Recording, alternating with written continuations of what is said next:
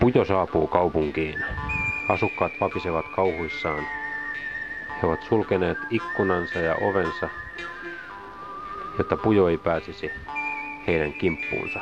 Mutta Pujo lähestyy, se aikoo ottaa kaupungin haltuun.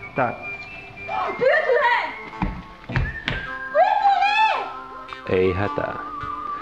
Pujomies on paikalla. Hän valmistautuu taisteluun.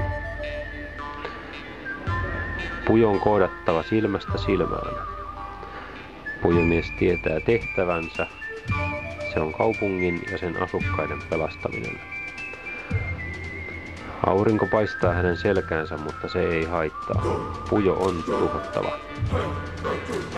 On kaksintaistelun aika.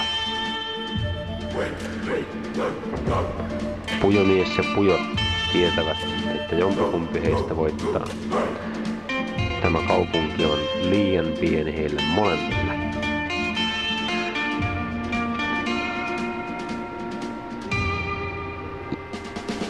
Lopputulos on selvä. Pujo kaatui siihen.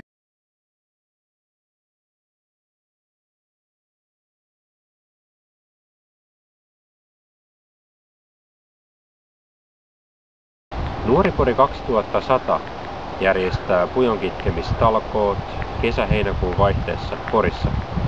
Tämän teemme siksi, että auttaisimme Pujolle allergisia ihmisiä.